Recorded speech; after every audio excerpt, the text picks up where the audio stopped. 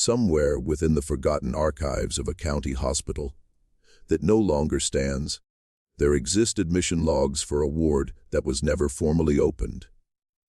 The entries stretch across nearly 14 years, beginning in the winter of 1871 and ending in the early months of 1885. They list, in meticulous copperplate handwriting, the names of 43 patients who were admitted under the care of a single doctor.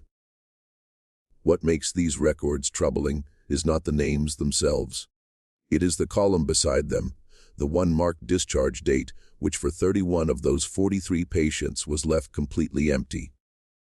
Not marked as deceased, not transferred, not escaped, simply blank. For decades, these ledgers remained in the basement of a former county building in upstate New York, unread and uncatalogued, buried beneath the papers of a man whose medical license had been quietly surrendered, without public hearing. In the spring of 1885, his name was Dr. Elias Gault, and if you had asked anyone in the village of Harwick Hollow during those years what kind of physician he was, they would have told you without hesitation that he was the finest doctor in the county, a man of remarkable talents, a man devoted above all else to preserving the lives of his patients. They were correct about that last part. Before we proceed with the story of Elias Gault and the ward that time forgot, if this is your first time here, welcome to Liturgy of Fear. Subscribe now and hit the bell so you never miss a story like this one. And we'd love to know what state or city you're listening from. Drop it in the comments below. Now let us return to the winter of 1871, to a valley in upstate New York where the snow arrived early and the sick had nowhere else to turn. The hamlet of Harwick Hollow lay at the bottom of a narrow glacial valley, roughly 40 miles northeast of Albany, nestled between the Helderberg escarpment to the west and a dense stand of old-growth hemlock forest to the east. It was not a prosperous place. It had never been prosperous. The farms that climbed the valley's lower slopes produced enough rye and potatoes to sustain families through the long winters, but not enough surplus to attract the kind of commerce that might have given rise to a proper town. There was a mill, an inn, a general store, a Methodist church of pale clapboard that desperately needed painting, and by 1868, a single-room medical office attached to the rear of the Gault House on Fallow Creek Road. The county seat was in Coxsackie, nearly 2 hours by road when the weather cooperated, which it seldom did between November and April. Before Elias Gault arrived in Harwick Hollow in the autumn of 1866, the nearest physician had been an elderly man named Dr. Prentice Halverson, who traveled a circuit between 4 villages and was known as much for his fondness for bourbon whiskey as for his medical skill. When Halverson died of a stroke while fording a creek in the spring of 1866, the valley was left with no medical care whatsoever, and the town council, such as it was, consisting of 3 farmers and the mill owner, had quietly begun to despair of attracting anyone qualified to replace him. Elias Gault was 32 years old when he arrived. He came from the city, from Albany, where he had completed his formal training at Albany Medical College, and then spent 2 years working in the wards of Albany City Hospital. His colleagues there would later describe him as methodical, precise, and unusually patient, a man who took careful notes and revised them meticulously, who never seemed to tire of a difficult case when other physicians had already begun to speak of hopeless situations. He had published a single paper in the American Journal of Medical Sciences in 1864 on the subject of respiratory complications in patients recovering from typhoid fever. The paper was not remarkable. What was remarkable was its tone, clinical, almost cold, as though the suffering of the patients it described were variables in an arithmetic problem, rather than experiences being endured by living people. Nobody in Harwick Hollow read medical journals. What they saw was a tall, angular man with careful dark eyes and very clean hands, Gault, who arrived on a Tuesday with a leather trunk full of instruments and reference texts, rented the house on Fallow Creek Road from the widow Tilda Musgrove, and opened his office within the week. He charged modest fees. He made house calls in all weather. He did not drink. He attended the Methodist Church on Sundays without apparent devotion, but without apparent reluctance. He was polite to everyone and familiar with no one. Within a year, he was the most trusted man in the valley. There was reason for that trust. In his first winter in Harwick Hollow, a diphtheria outbreak moved through the farms along the eastern ridge and claimed 6 children before Gault contained it. He did this by isolating the sick, enforcing quarantine with a firmness that irritated several farmers who could not afford to be kept from their livestock, and administering treatments, some of them drawn from European literature that had not yet reached standard American practice. That appeared to slow the disease's progression in at least 3 cases where death had seemed inevitable. The children who survived became a kind of testament. Their parents spoke of Gault with a reverence that the Methodist minister found slightly uncomfortable. By the early 1870s, the valley's population had grown modestly, not through prosperity, but through the arrival of 24 German immigrant families who had come to work the limestone quarry that opened on the escarpment in 1869. These families brought with them their own ailments: industrial injuries from the quarry work, the chronic respiratory complaints that came from breathing stone dust, and, among the older men, the accumulated damage of decades of hard labor in worse conditions than anything Harwick Hollow offered. They also brought a cultural deference to educated professionals that sat comfortably alongside the valley's existing respect for Gault's abilities. It was for these quarry workers, and for the valley's poorest farming families, that Gault proposed the ward. He came to the town council in the winter of 1870 with a proposal written in the same precise hand that filled his patient ledgers. The valley, he argued, needed a facility for the care of patients whose conditions required sustained attention. Not the kind of sustained attention that could be provided by a family with a farm to run and other children to feed, but the continuous, professional attention that only a dedicated medical environment could offer. He had identified a building for the purpose, the old Renner farmhouse at the end of the hollow, which had stood empty since the Renner family departed for Ohio in 1868, and whose owner, a man in Albany who had inherited it without interest, was willing to lease it for a modest annual sum. The council approved the proposal with some hesitation. One member, a farmer named Cornelius Vander, raised the question of oversight. Who would inspect the facility? Who would ensure that its operations met the standards of the county medical board? Gault answered patiently that he would maintain full records and submit them to the county medical officer annually, as required by law. The facility would not be a formal hospital, he explained, but a private care home operating under his license, which relieved it of certain regulatory burdens while still ensuring professional standards. Vander was not entirely satisfied, but the other council members were, and the motion passed 3-1.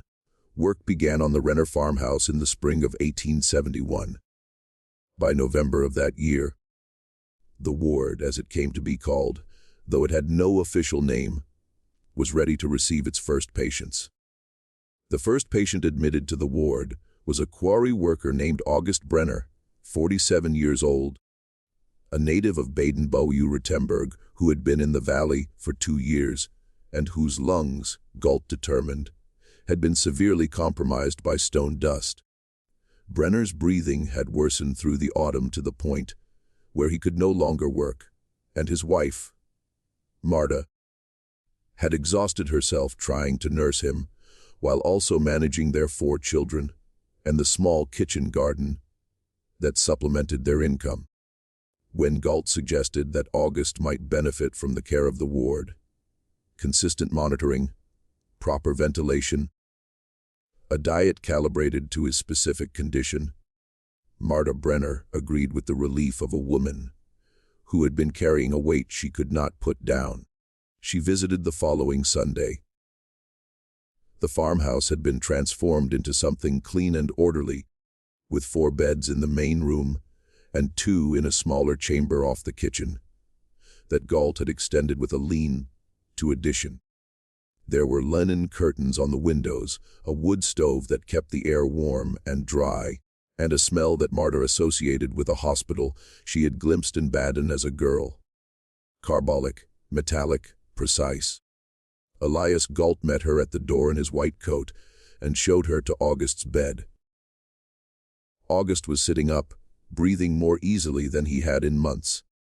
He held Marta's hand and told her the food was good, and the doctor checked on him twice a day. And he was sleeping through the nights for the first time since summer. Marta Brenner went home reassured. She came back the following Sunday and the Sunday after that. On the 3rd Sunday in January of 1872, she arrived to find that August had been moved to the smaller chamber, off the kitchen.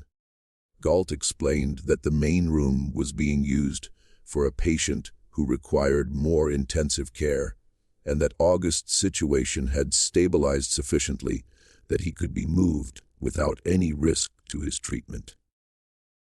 He said this gently and clearly, and with the unhurried manner that people in the valley had come to associate with absolute competence. Marta nodded and went to see her husband.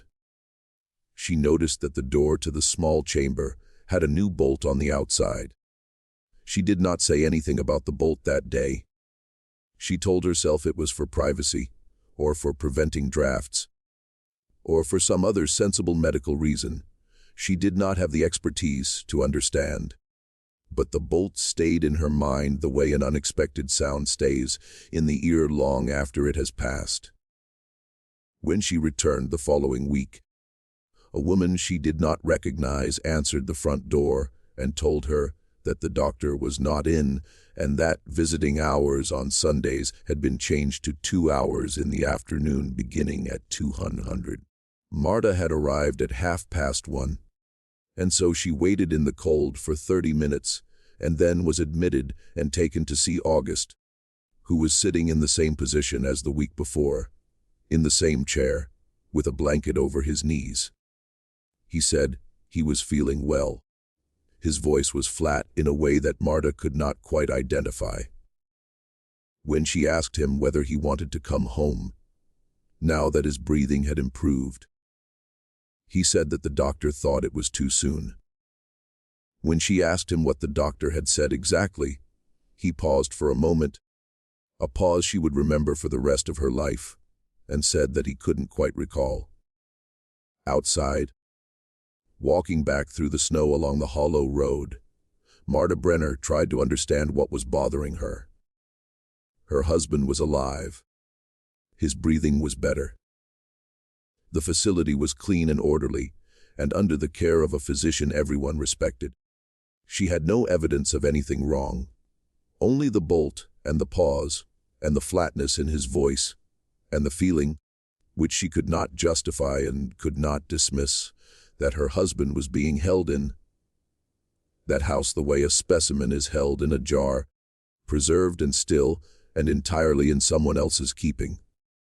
She did not know, as she walked home through the late January cold, that she had just had the last real conversation with August Brenner that she would ever have.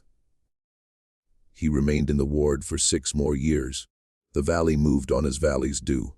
The quarry expanded. 3 of the German families bought farmland and began to put down roots deep enough to feel permanent. A second general store opened. The Methodist Church got its fresh coat of paint. Elias Gault's ward received, over the following years, a slow and steady stream of patients. Some sent by Gault himself after house calls, some arriving through referrals from neighboring communities that had begun to hear of the facility. One or two brought in family carriages by relatives from as far as Albany who had been told by someone who knew someone that Gault could manage conditions that other physicians had given up on. The ward expanded. By 1875, Gault had added a full second story to the Renner farmhouse and enclosed the lean-to into a proper wing. A woman named Theodora Kepler, who had trained as a nurse at a hospital in Utica and come to Harwick Hollow to care for an aging aunt, was hired as the ward's only regular staff besides Gault himself. Kepler was efficient and quiet and told anyone who asked that the work was satisfying and that Dr. Gault was an exceptional physician. She said this without warmth, in the same careful, uninflected way that Gault himself spoke about nearly everything. Among the families whose relatives had been admitted to the ward, there was a layer of unease that grew slowly the way ice grows on a still pond. You can't see it happening, but one morning you step on what you thought was water and find it solid beneath your boot. Marta Brenner was not the only wife or daughter or son who had noticed something they could not name. Carl Fritsch, whose father Otto had been admitted in the spring of 1873 for a severe infection of the lower leg following a quarry accident, found that his father's improvement, which Gault reported regularly and in detail, never seemed to translate into any actual prospect of discharge. Each time Carl asked when his father might come home, Gault would describe another complication, another phase of treatment that needed to run its course, another risk of relapse that it would be irresponsible to ignore. The explanations were always plausible. They were always delivered in the same calm, methodical voice. And they always ended with Carl Fritsch walking back down the hollow road feeling vaguely foolish for having asked. There was also the question of the records. When a patient died in the ward, and some did die, the very old, the very ill, those whose conditions had progressed too far, even for Gault's treatments to arrest, Gault filed death certificates with the county as required, and these were duly recorded in Coxsackie. But the certificates were filed in batches, sometimes months after the actual death, and the causes listed were invariably the patient's original presenting condition: lung disease, septic infection, heart failure. No county medical officer had ever visited the ward to inspect its records or its conditions. This was not, in itself, suspicious. County medical oversight in rural New York in the 1870s was, in practice, nearly non-existent. But it meant that Gault's intake logs and his discharge records, the ones with the blank column, existed only in his own files in the farmhouse at the end of the hollow. In the summer of 1876, a circuit preacher named Absalom Crane came through Harwick Hollow on his annual tour of the valley communities. Crane was not a remarkable man in most respects, but he was observant and he had been through the valley in each of the previous 6 years. And he noticed things that changed and things that didn't. He noticed that the old Renner farmhouse was considerably larger than it had been on his last visit. He noticed that there were more chimneys now, and that the curtains in what appeared to be upper-story windows were always drawn. He noticed that when he asked, at the inn that evening, about the facility at the end of the hollow, the innkeeper, a blunt-spoken man named Peter Schiller, paused before answering in a way that struck Crane as deliberate. "It's the doctor's place," Schiller said finally. "Gault's ward." "And it does good work?" Crane asked. Schiller looked at him steadily. "People go in," he said. Crane waited. "And they don't often come back out," Schiller said, and then turned away to wipe down the bar, and did not say anything more on the subject. Crane sat with his supper and thought about what Schiller had said.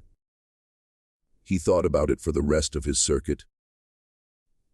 And when he returned to Albany in the fall, he mentioned it almost as an afterthought over dinner with a colleague to a man named James Aldgate, who was a reporter for the Albany Evening Journal and who collected unusual observations the way other men collected stamps.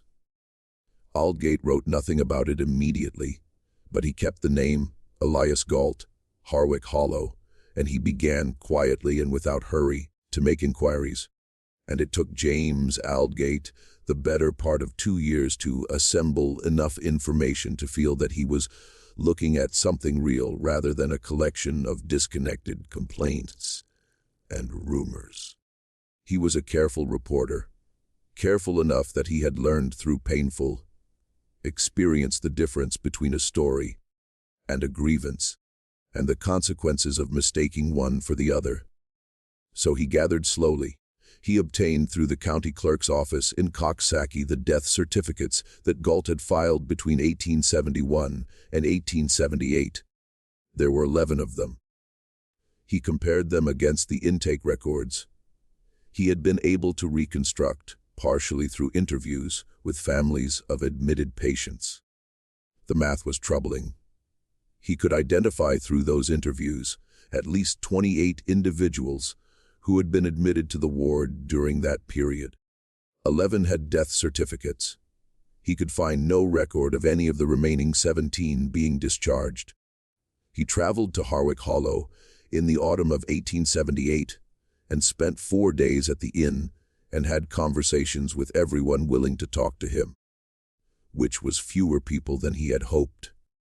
Peter Scheller, who had first planted the seed 2 years earlier through the circuit preacher's account, spoke with him at length, though always in the back room of the inn, and always after ensuring that no one else was nearby. What Scheller told him was not dramatic. It was a series of small, ordinary observations that together formed a picture Aldgate found deeply unsettling. Scheller had seen patients in the ward's yard in the warmer months, sitting in chairs or walking slowly near the garden that Kepler kept on the south side of the building. He had spoken once with a man he recognized as Emil Vorst, a farmer from the northern end of the valley who had been admitted 2 years earlier for a severe winter illness that had nearly killed him. Vorst had recovered. Anyone could see that by looking at him. He was walking on his own, speaking coherently, and showed no obvious signs of serious illness. Scheller had asked him when he was going home, and Vorst had looked at him with an expression that Scheller could only describe as carefully blank, and said that the doctor had not determined it was safe yet. Then Kepler had come around the side of the building, and Vorst had looked away, and the conversation had ended. And that expression, carefully blank, was the phrase that lodged in Aldgate's mind. He had heard some version of it from Marta Brenner, who still visited her husband August every Sunday. 4 years after his admission, even though August no longer seemed to recognize her with any consistency. He had heard it from Karl Frisch, who had not been permitted to see his father Otto in over a year, Gault having explained that the elder Frisch was in a delicate phase of treatment that required complete rest and minimal stimulation. He had heard it from a woman named Louisa Tanner, whose mother had been admitted in 1874 and who had received 3 months later a death certificate listing the cause as cardiac failure, though Louisa's mother, when last Louisa had seen her, had been ambulatory, cogent, and in no apparent distress. Aldgate was a journalist, not a physician, and he knew the limits of his expertise. But he had covered the Albany City Hospital for 2 years and knew something about medical practice, and what he was hearing suggested a pattern he could not explain through incompetence alone.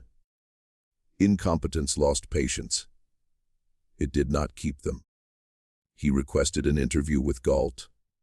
Gault agreed, which surprised him. They met in the ward's front room on a cold Thursday in November. The room was precisely as clean and orderly as everyone had described. Whitewashed walls, scrubbed floorboards, linen curtains letting in the flat gray November light, a faint smell of carbolic acid that was not unpleasant. Gault sat across from Aldgate with his hands folded on his knees and answered every question in his careful, unhurried voice. The death certificates were accurate. The cases Aldgate had asked about were too sensitive for him to discuss specifically, as patient confidentiality was a professional obligation he took seriously. The facility's records were available to the county medical officer upon request. He had nothing to hide, and resented the implication that he might. Aldgate asked as gently as he could about the patients who appeared to have recovered, but had not been discharged. Gault looked to him for a moment. Then he said, "Recovery is not the same as cure, Mr. Aldgate. A man who stops coughing may still be contagious. A woman whose fever breaks may relapse without warning. The premature discharge of a patient whose condition I have not fully resolved is, in my professional judgment, a greater cruelty than keeping them a little longer than their family might prefer. I have seen what happens when people go home too soon. I have seen them die in beds their children sleep in. I have seen whole families consumed by illnesses that proper isolation would have ended. What I do here is not comfortable, but it is correct." It was a perfectly reasonable answer. It was the kind of answer that could not be argued with because it was grounded in genuine medical logic and framed in terms of patient welfare. Aldgate left the ward that afternoon without having found a single thing he could point to and say this is wrong. He had only the feeling, persistent, cold, specific, that he had just been managed very skillfully by a man who had a great deal of practice at it. He returned to Albany and began writing the only kind of story he could actually write. Not an accusation, but a question. The article appeared in the Albany Evening Journal on the 14th of February 1879. It was careful, measured, and deeply unsettling to anyone who read it closely. Aldgate did not accuse Gault of any crime. He described the ward's operations, the family's concerns, the gap between admissions and recorded discharges, and he posed a series of questions addressed nominally to the county medical board about the oversight of private care facilities in rural counties. He named no patients, cited no specific cases, and at no point made any allegation that could not be supported by documented fact. It was in every legal and journalistic sense an exemplary piece of cautious reporting. It was also within the valley of Harwick Hollow received as a declaration of war. Gault's supporters, and there were many because he had been the valley's physician for 13 years and had in that time genuinely saved lives that would otherwise have been lost, were furious. The town council held a meeting at which Cornelius Vander, now older and somewhat softened toward Gault, moved that the council send a letter to the journal, expressing its confidence in the doctor's character and the facility's operations. The motion passed unanimously. The minister preached a sermon the following Sunday about the sin of slander. 3 of the German families whose members were not patients at the ward circulated a document signed by 42 residents vouching for Gault's professional conduct. Marta Brenner did not sign it. Neither did Karl Fritsch. And there were 4 or 5 others, quieter, less willing to draw attention, who also did not sign and who in the weeks that followed the article's publication found themselves the subjects of a kind of social pressure that was not quite ostracism, but had much the same practical effect. The valley had decided what it believed, and it believed in Elias Gault, and those who did not were an uncomfortable presence in a community that had organized itself around his competence for over a decade. But Aldgate's article had also been read in Albany, where it reached the desk of the state medical board's administrative secretary, a man named Horace Delacroix, who was methodical in his own way, and who took seriously his obligation to follow up on credible complaints about licensed practitioners. Delacroix wrote to Gault requesting a formal submission of patient records for the preceding 5 years. The letter was politely worded and framed as routine administrative procedure. It arrived at the Gault house on Fallow Creek Road in the 3rd week of February. What happened next is documented only indirectly. A farmhand named Silas Prout, who occasionally helped with deliveries along the Hollow Road, later told Aldgate that he had seen on the night of February 23rd a considerable amount of smoke coming from the chimney of the ward's new stone outbuilding, the one that had been added to the property in 1876 and that appeared to serve as a storage facility for the ward's records and supplies. It was, Prout said, more smoke than a heating fire would produce. It was the kind of smoke that comes from paper. 3 weeks later, Gault submitted to the State Medical Board a set of records that covered only the years from 1876 to 1879, and that showed for that period 19 patient admissions and 19 corresponding discharges or death certificates. The records were clean, legible, and internally consistent. Delacroix reviewed them, noted no immediate irregularities, and filed them. For the moment, the inquiry stopped. But something else had begun, because among the families who had read Aldgate's article and who recognized themselves in the questions it asked, without naming them, there was a slow crystallization of purpose.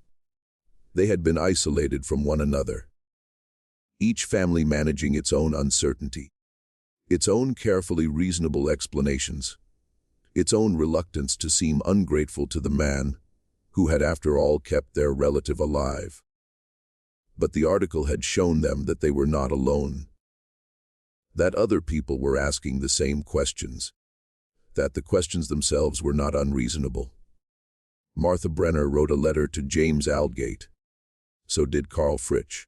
So eventually did a woman named Hedwig Rausch, whose brother Conrad had been admitted in 1874 and who had stopped receiving any communication from the ward in 1877, when Gault had informed her by post that Conrad's condition had deteriorated beyond the point where visits could be permitted. Conrad Rausch would have been 41 years old in 1879.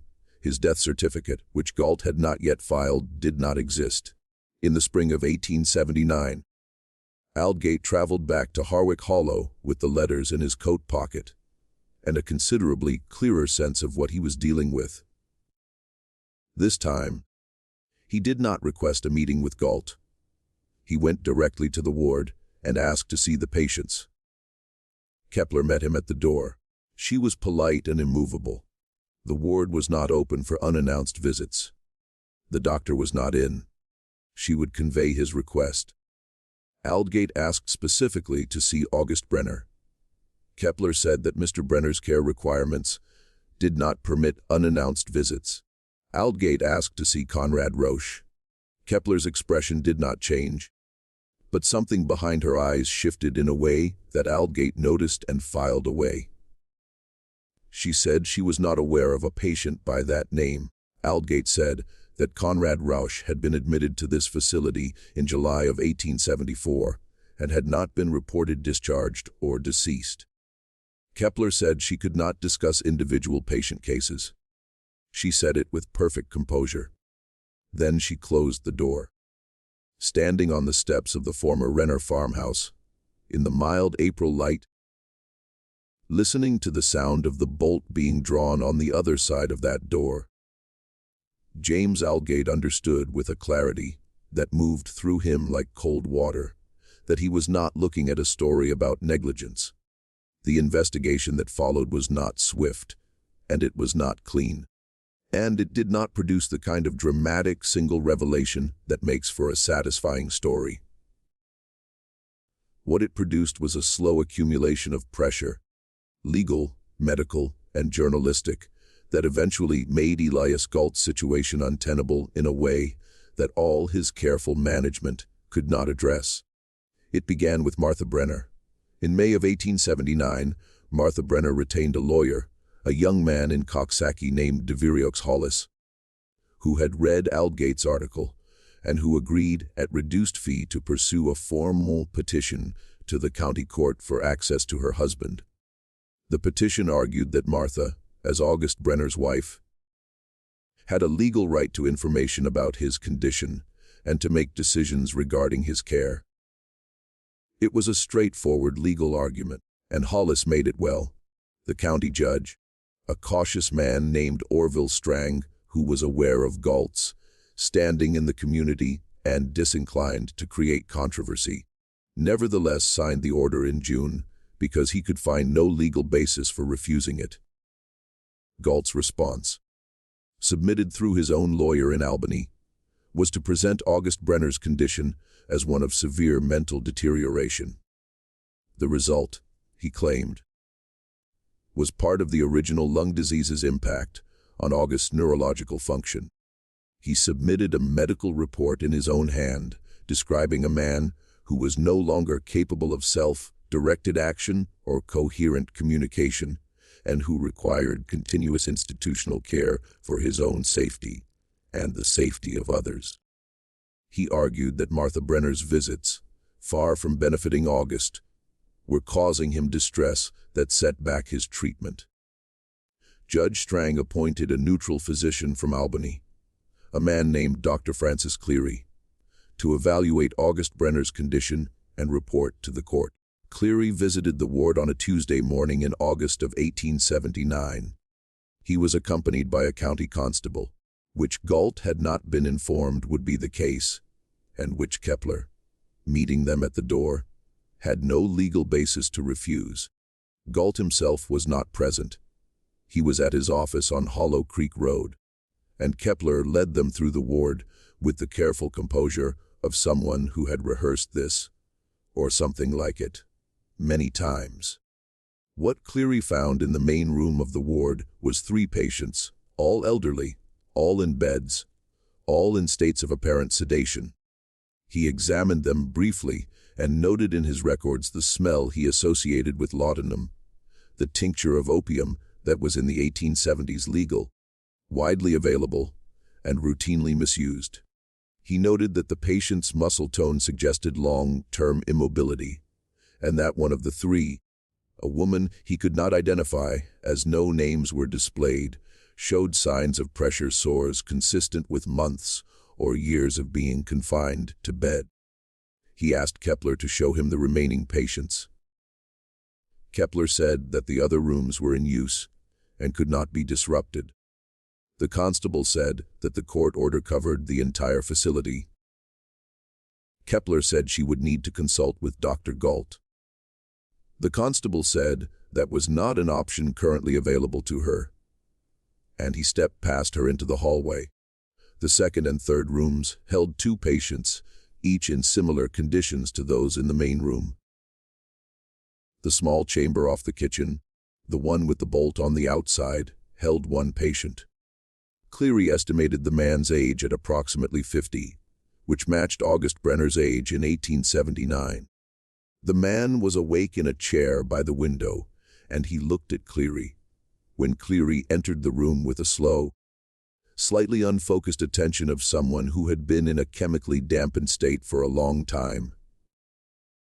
Cleary asked him his name, and the man said after a pause that his name was August. Cleary asked him what month it was. August looked out the window at the summer light, and then looked back at Cleary and said he didn't know. Cleary asked him if he wanted to go home.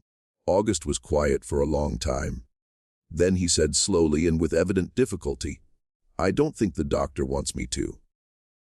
That sentence, 6 words spoken by a man who appeared physically recovered from a respiratory illness that had been his original reason for admission 8 years earlier, was the center of Francis Cleary's report to the court. The report concluded that August Brenner showed no signs of active disease requiring institutional care, that his cognitive impairment appeared consistent with prolonged administration of sedative compounds, rather than neurological disease, and that his retention in the facility was, in Cleary's professional opinion, medically unwarranted.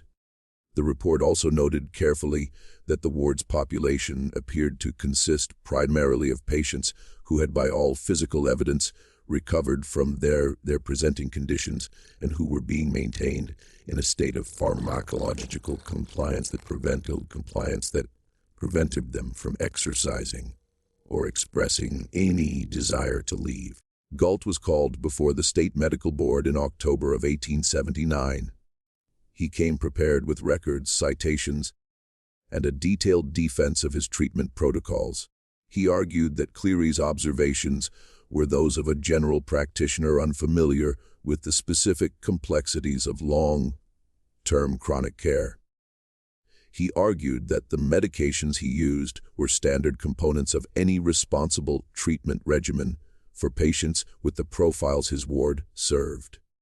He argued that Martha Brenner's petition was the product of a misunderstanding about the nature of her husband's condition, amplified by irresponsible journalism.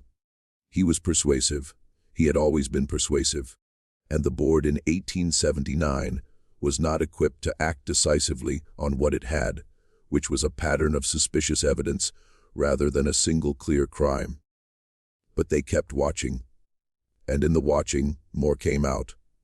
Hedwig Rausch finally demanded a formal accounting of her brother Conrad. Gault filed a death certificate in December of 1879, listing the cause as pneumonia and the date of death as September of the previous year. Hedwig, with Hollis's help, did petition for access to the burial records. The cemetery on the Hollow Road had no record of Conrad Rausch. Gault explained that Conrad had been interred on the ward's property, which he owned at the family's request.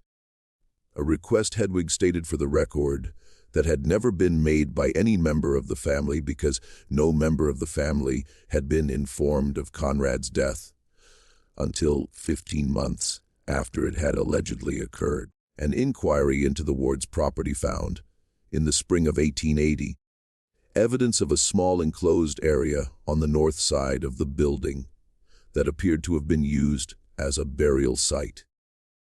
It contained the remains of at least 4 individuals. 3 were eventually identified through the painstaking work of matching physical characteristics against intake records.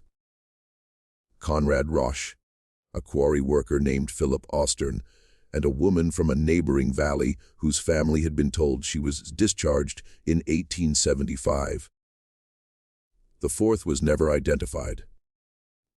Gault maintained through the entire process that the burials had been with the family's knowledge and consent, that the deaths had been from natural causes, consistent with the patient's conditions, and that the delay in filing documentation was an administrative failure, not a deliberate concealment.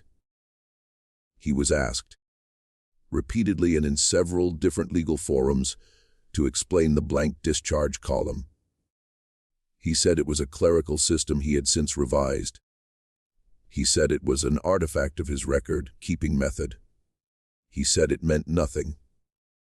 The board could not prove that it meant anything definitive, but they could, and in the spring of 1885 they did.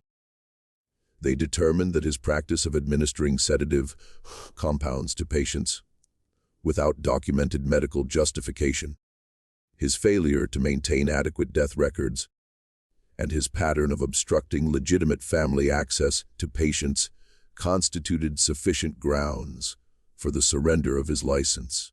The proceeding was administrative rather than criminal. There was no trial. There was no jury. There was a closed hearing, a formal agreement, and Elias Gault's signature on a document stating that he would cease medical practice in the state of New York immediately and permanently. He left Harwick Hollow that spring. He went somewhere west.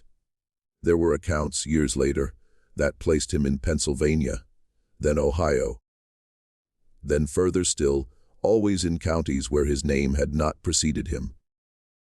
The ward on the Renner farmhouse property was emptied, and its remaining patients, 6 of them, including August Brenner, were returned to their families or, in 2 cases where there was no family to receive them, transferred to the county almshouse.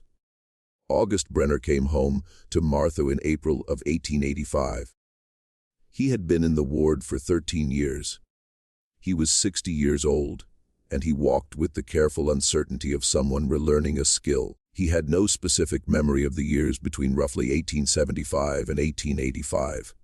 They existed for him as a kind of gray absence, punctuated by occasional impressions. A window, a chair, the smell of carbolic and laudanum, Kepler's footsteps in the hallway. He lived for another 4 years. He died in his own bed in the fall of 1889 with Martha beside him. His death certificate, filed by the county physician, listed the cause as heart failure. It was accurate.